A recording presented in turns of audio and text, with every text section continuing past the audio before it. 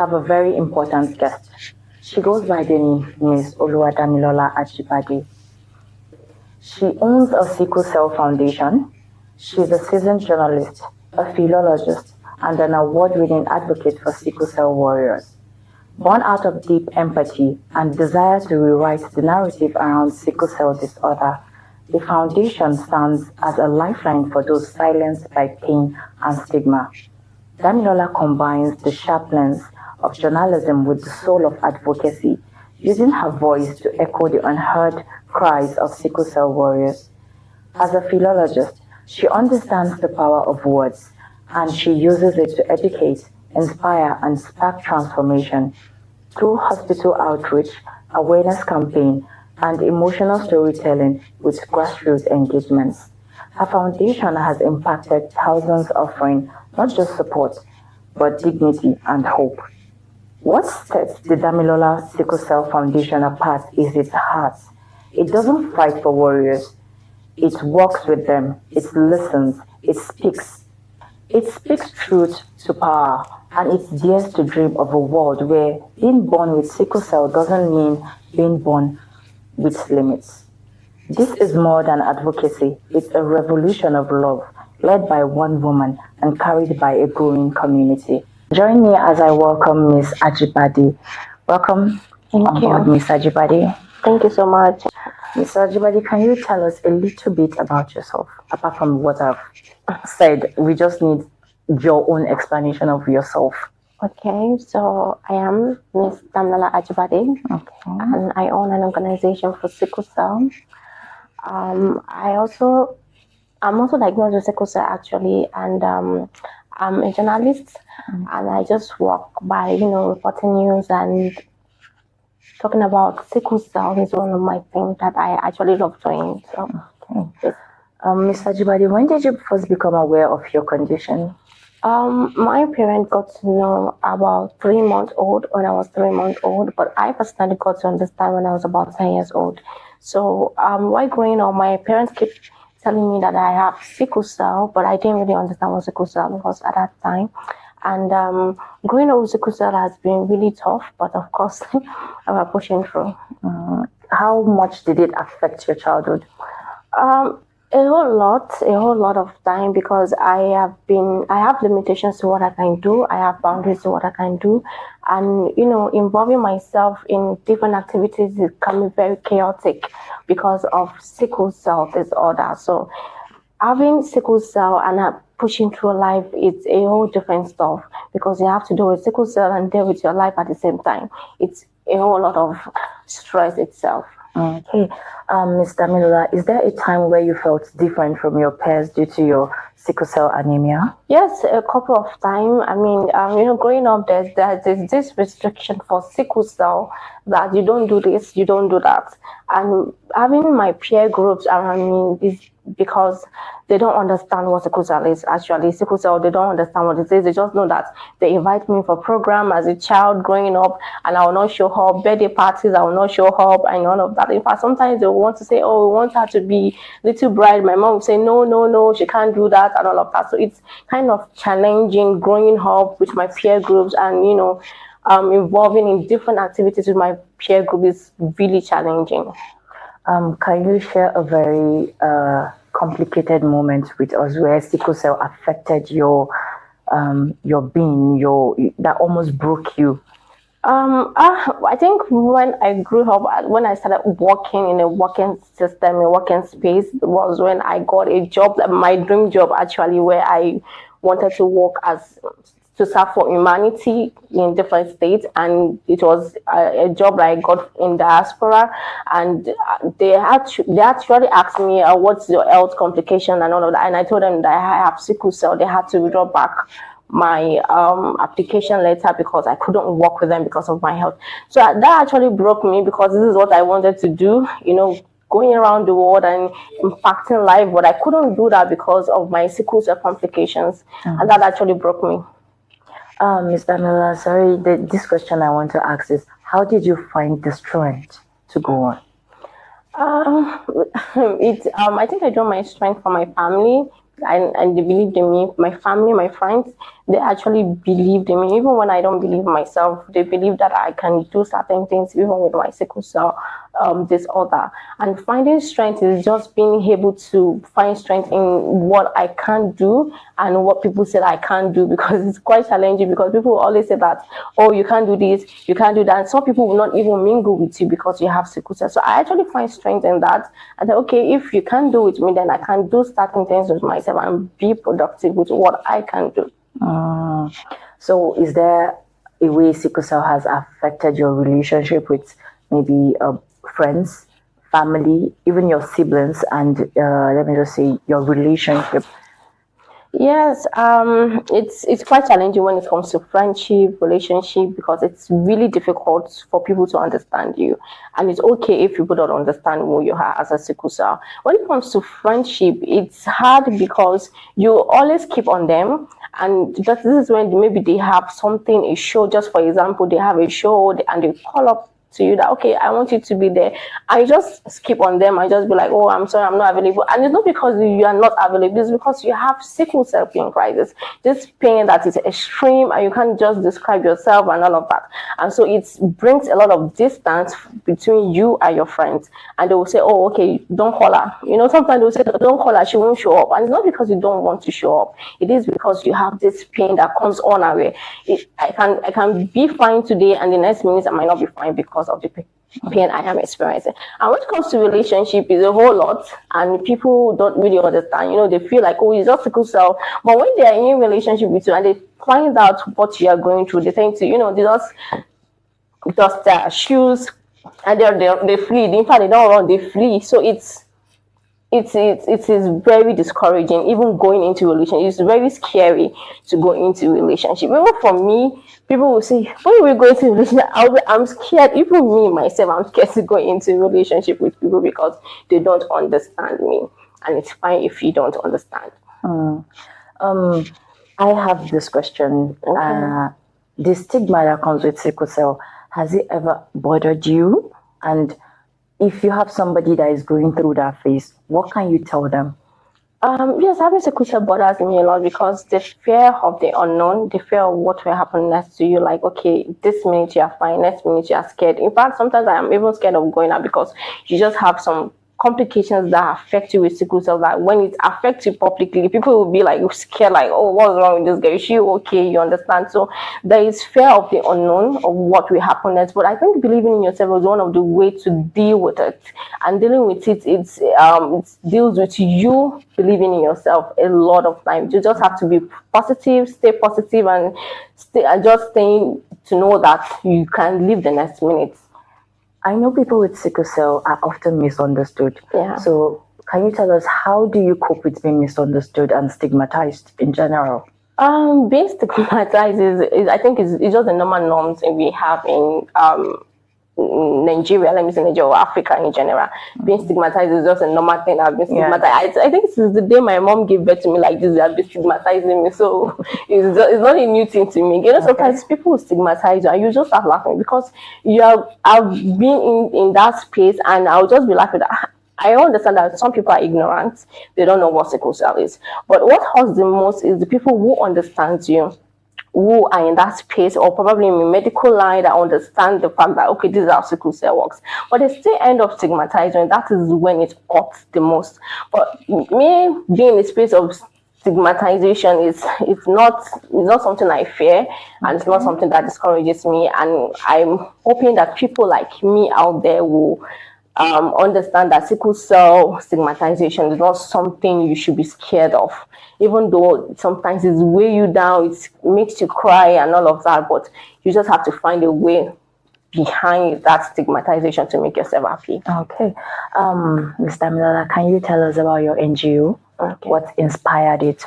What made you find the strength to build an NGO like that? Like, what is your core mission? Okay.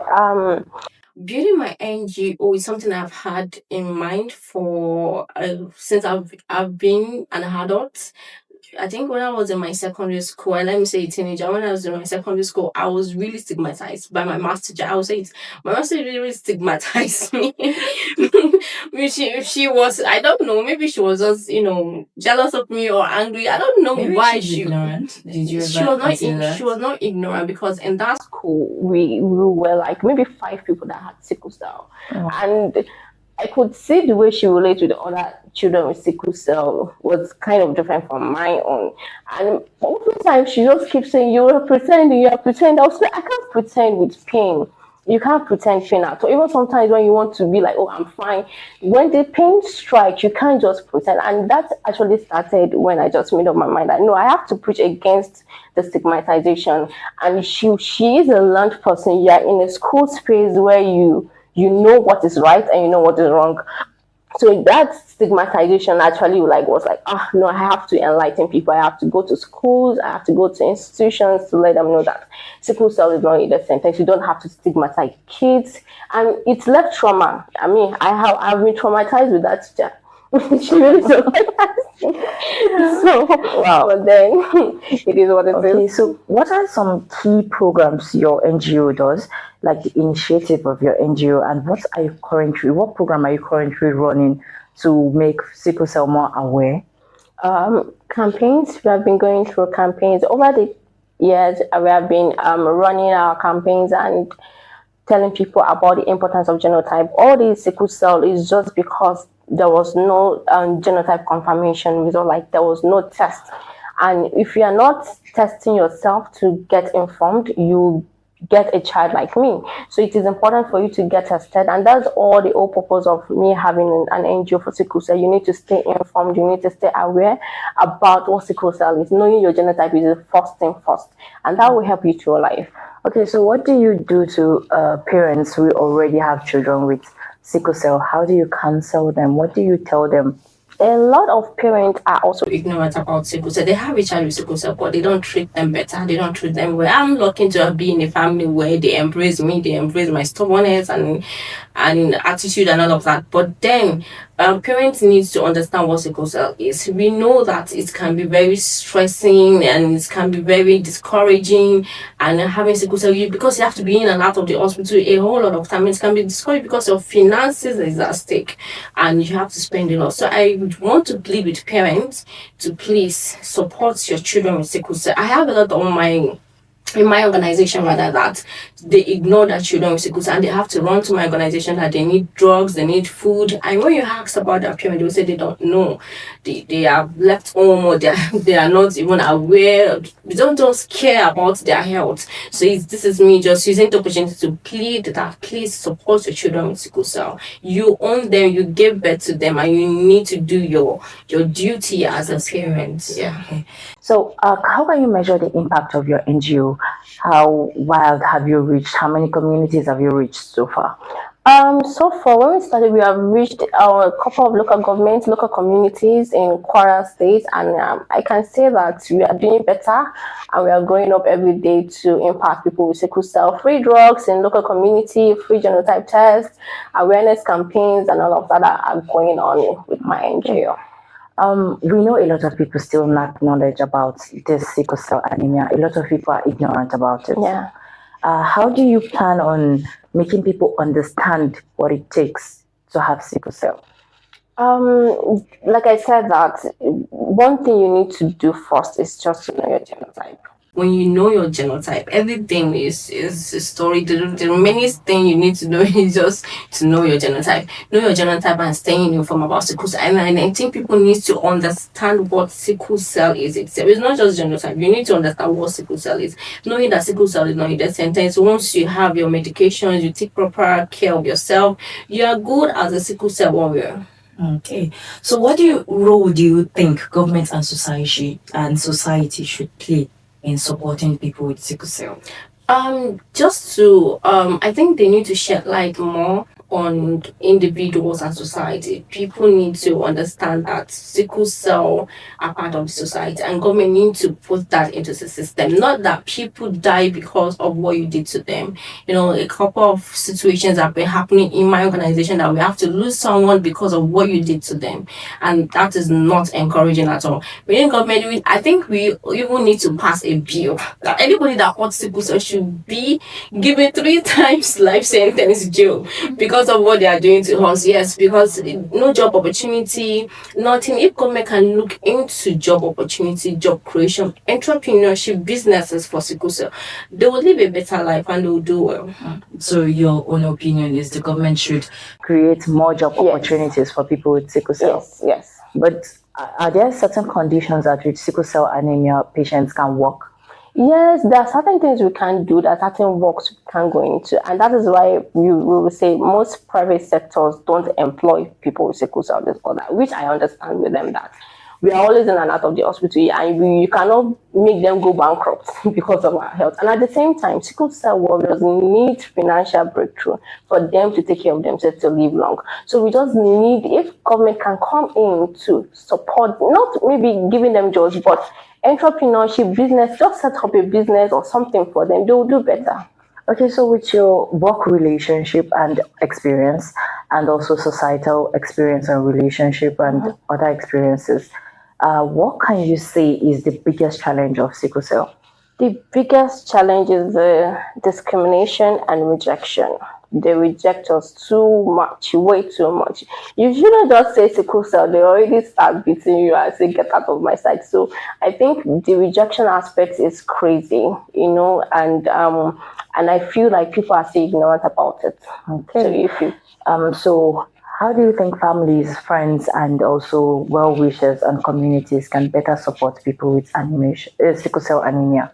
They can support in any way you can. It's not necessarily money. I do tell people that it's not until you have millions to support sickle cell, but just a show of love, a show of empathy, it goes a long way. Most sickle cell warriors don't like PT cards, understand? And me personally, I don't like PT cards. So we love empathy, to be in our own shoes, understand the pain. That alone is a lot. When someone walk up to you, you're on your sick bed, you didn't even expect it, you just told them that you're sick, and they walk up to you with love, with so much care and care. That alone is enough. And if you have the financial capacity to support, then why not? You can do that.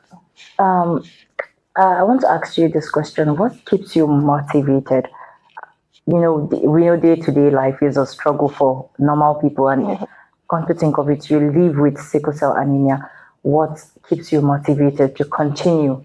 I think my sickle cell warriors in my organization keeps me going because there are so many people that I am looking forward to help, I'm looking forward to establish, and I'm looking forward to support in any way I can. And I know that they need me and I need them as well. So they keep me motivated and being on my toes 24/7, 365 days. I have to assist these people. They need me. Okay, so what message do you have to pass to your warriors, sickle cell warriors that are living out there? First and first, love yourself, respect yourself, validate you, show up for your own self, and don't give up on you. The first thing you need to know is just to love yourself. The moment you love yourself, nothing else matters. Everything can come in place after you love yourself. That is the most important thing. And being able to settle for things that suit you. Settle for things that suit you and take care of you. Okay, so how can people connect with your NGO? We are all on social media platforms. If you want to reach out to us, we are on Instagram, Facebook, X, and WhatsApp chats on our Instagram page. And you can also, email us if you need to volunteer. We offer volunteering services, support, donations, grants, funding, anything whatsoever you feel. So for support and funding, they can reach on also on social media, just like when you want help from you, they can reach. Exactly. Ms. Damilola, I think we're still in Sickle Cell Month. Is it a whole day or the whole month? The whole month for Sickle Cell Awareness Month. June 19th is for World Sickle Cells Day, while September is Sickle Cell Awareness Month, where we use the whole month for campaigns. Wow. Yeah, and you can actually follow us on our social media platform at Damilola Sickle Cell Foundation on Instagram, X, and Facebook. Everything is Damilola Sickle Cell Foundation. Oh, that's very nice to Thank know. you. And that will be all for today on Urban Podcast. I still go by the name Zainab Ibrahim. You can join us on all our social media platforms, Instagram, X, YouTube, and Facebook on Urban Pop Radio NG. See you next time. Bye.